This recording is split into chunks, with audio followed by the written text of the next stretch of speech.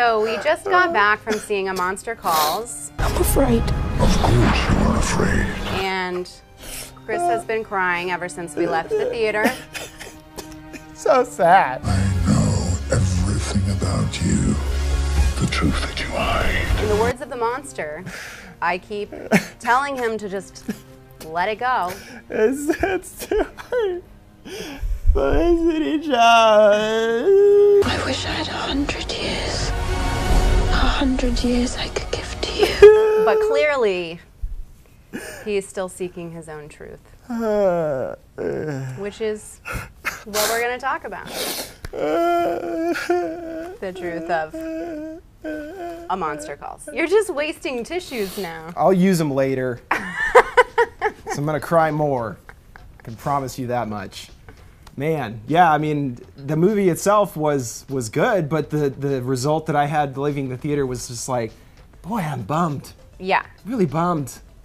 Well, not even leaving the theater, just sitting in the That's theater. true, the whole duration watching of the time of the movie I is... think, yeah, I kind of mentioned before, there's a part where, well, I don't know if we already want to talk about this, but his truth... Spoilers! Yeah, his truth is essentially coming to terms with his mother's death and letting her go. Which I don't think is a surprise at this point. I mean, even from the trailers, I was like, Felicity Jones is not going to make it. Right. She didn't look like she was doing too well. That's why it was weird that it was this kids movie. I mean, I guess you would call it a kids movie. I don't know if I would call... I mean, it premiered at Fantastic Fest. Yeah, I guess that's true. Well, I don't know if it premiered at... It played at Fantastic Yeah. Fest, but it's based on a novel. Yeah. And I noticed, which I didn't know before, the author also wrote the screenplay. Yeah. But I haven't read the book, so I don't know if the book is like a young adult novel or if... It feels like it is for some reason. But again, that's why it was just weird that it's still, I mean, it's a story from a child's perspective at least, or like, you know, a younger perspective, having to deal with some very like heavy issues. And that's why, again, like it's sort of, the entire movie is you're waiting for Felicity Jones to die. And that sort of atmosphere like permeates everything. It's just so downbeat the whole time. Again, like you said, you can cry at any moment almost because everything is so... I cried like 10 times. Yeah. I well, lost count, actually. Yeah. Like, yeah. Well, not full on crying, but my eyes You know, were you get a watering up little and I was misty, like, and oh you're my like, God, this is so sad. Emotions. The overall feeling of the journey, I think, is supposed to really make you feel like you are going through it with Connor, in the sense that you're like, I'm ready for his mom to die as well, you know. They were successful in creating that feeling in the viewer. And again, that's what the movie hinges on, is Connor coming to that conclusion that he has to be able to let go of his mom. And the way that that happens is through his tree pal, Liam Neeson. I was surprised too the first time when Connor sees the monster, and I mean, it's big and I thought it was pretty scary looking. You didn't find it maybe as scary as I Not did, really, but I'm kind of a puss, what can I say? But I thought the tree guy looked pretty frightening, and I was surprised by Connor's reaction, because he's like, yeah, whatever, monster, you know, I don't want to hear any of your dumb stories and stuff like it's that. Leave my mom alone. But I would have been, number one, peeing my pants, and number two, hiding for my life and waiting for things to go away. Because how would you not?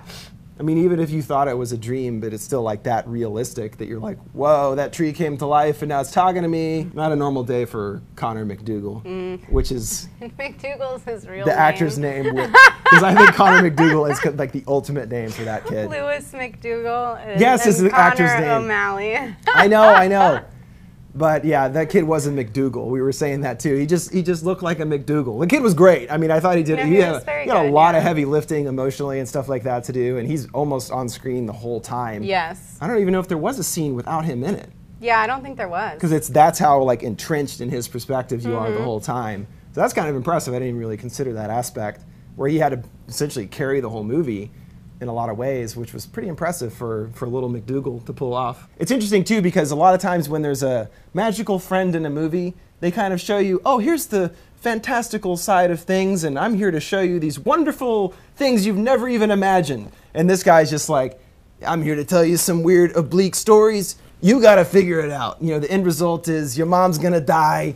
Deal with it. Later, magical tree monster. You know what I mean? Well, I think the point of that, I was thinking about this earlier, is that it's supposed to be ambivalent, right? I was thinking about why he chose those types of stories, and because dealing with the grief of having somebody pass from cancer, something that's uncontrollable, you know, and I think there's a lot of questions during something like that, like, why is this happening to me, or why is this happening to that person? And you can't make sense of it, right? Like, sometimes just shitty things happen. And to good people. And so I think that was the point of the stories that he was telling, was that, like, sometimes there isn't a bad guy, sometimes there isn't a good guy, sometimes shitty things happen to good people, and that's just life, you know? Yeah, it's interesting, like what you're saying, they applied that to the movie where it almost seems like they could have made Sigourney Weaver as the grandma like really bad. She's more just kind of a weirdo. Well, she's a little weird, but she's older and she's out of touch, and obviously has a complicated relationship with her daughter who's dying of cancer and all this stuff. She maybe has some OCD. A little OCD as well. But I mean, again, she's more out of touch rather than like from any sort of nefarious or villainous angle. Right. And it's the same with her dad, or sorry, his dad, where it's like, okay, maybe he's a bad guy because he left the mom, but again, he didn't leave her because of the cancer or something. It was like, it just didn't work out. You know, that's just how life is. And a lot of what I thought of when watching the movie, because it does have some pretty kind of fantastic visuals at points and stuff like that. It's still very grounded for the most part, but it does kind of indulge in that occasionally. It's like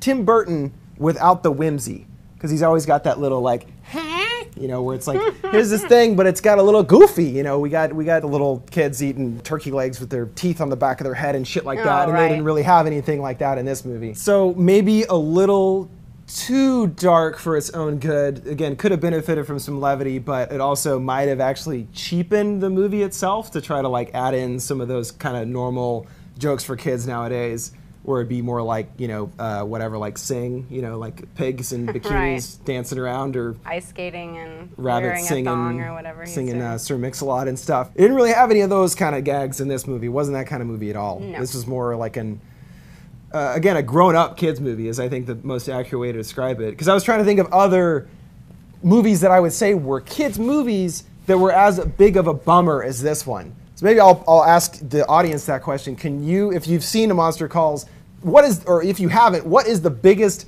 bummer of a kids movie you can think of? I mean, we thought of stuff like Never-Ending Story, when the horse Artax dies in the quicksand, or like in Legend when the unicorn gets its horn taken off and dies at the beginning. But I don't think those movies were made for kids, though, right? You know, that's kind of like how I feel about this one. I don't know if this was necessarily made. Was it made for kids? Well, like, that's why it a kid's book? That's a question. I feel like it was marketed for kids. I can't say with 100% certainty. I'm sure some marketing guy is kicking himself right now because he was like, oh, it was supposed to be for kids and it wasn't clear or whatever. I guess it's because it's a children's perspective. That's what makes me think that it's for kids. I don't know. But as far as Legend, it was the 80s. I mean, come on. You know, what else there to say? It was a free-for-all. Everyone was loving each other. Oh, that was the 60s. Everyone was doing coke and sending fax machines. They didn't know what was going on. Sending fax machines? That's what they did. They sent a fax machine The whole to somebody? fax, they didn't figure out until later that you were supposed to just do the paper. That's why, again, 80s were confusing as fuck. Everyone didn't know what was going on. That's right, exactly. Please, no, I cannot be fired. Another thought that I had is that this is the same director that's going to be doing Jurassic World 2, which I am really excited about. I think is going to be interesting. But there wasn't anything about this movie that I was like, this guy needs to direct a bunch of dinosaurs on a green screen. They're all going to be crying. It's going to be a very emotional Jurassic World 2. Maybe Liam Neeson should voice the king of the dinosaurs in Jurassic World 2. Oh, in this one they learn to speak. Yeah, they learn to speak, and they harness the power of language. And they have opposable thumbs, so they can handle phones and they can take I business calls. calls. I could see the Raptors doing that. They're very smart. Yeah, I think that was actually on The Critic. They had something like that. Did you ever watch that show? Yeah. Nah, a long We'll roll time that ago. clip for the one person that's ever seen this show. You may have us, but you'll never get off the island. I beg to differ. Well, more spoilers before we go. I hope Felicity Jones makes it next time, whatever movie she's in. Yeah, I know. She's been died. having a rough year at the theater. Died in Rogue One, died in This. this. And I think there was one more. I can't remember another movie that came out this year that I'm pretty sure that she died in. Well, she got a rough time in even that first big movie, the one about Stephen Hawking. She had a tough turn in that as well. Well, and she was in Amazing Spider-Man 2 and didn't even get to play Black Cat because they didn't make Amazing Spider-Man 3. So, I mean, that's probably like the worst one of them all, you know? Anybody even remember her in that? Yeah, I didn't think so. Paul Giamatti as the Rhino. Mwah! I do like Paul Giamatti. He was great. If you like accents, his Russian accent cannot be beat. All right, so I mean, I think we would both agree that the movie's worth seeing, right? Sure, but it's like not one of those movies that you're like, oh gosh, you know what I really am in the mood to watch today? A Monster Calls. Yeah, that's why it's just like, it's a good movie, but be prepared to not have like a great time. Like you're gonna be bummed, but that's actually the whole point of the movie is Right. like it's dealing with a lot of very somber issues and stuff and does it in a very grown up kind of way as well. So again, I have to applaud them for that. And maybe it's not a kid's movie, it is PG-13, not PG. But I mean, there was one kid in the theater. I didn't hear them crying though. They probably didn't even know what the hell was going on. Probably not. All right, guys, that'll do it for us over at FoundFlix. Have you guys seen A Monster Calls? Let us know what you think down in the comments below. All right, thanks to Jamie for stopping by and sharing in my misery. Till next time, see you later, guys.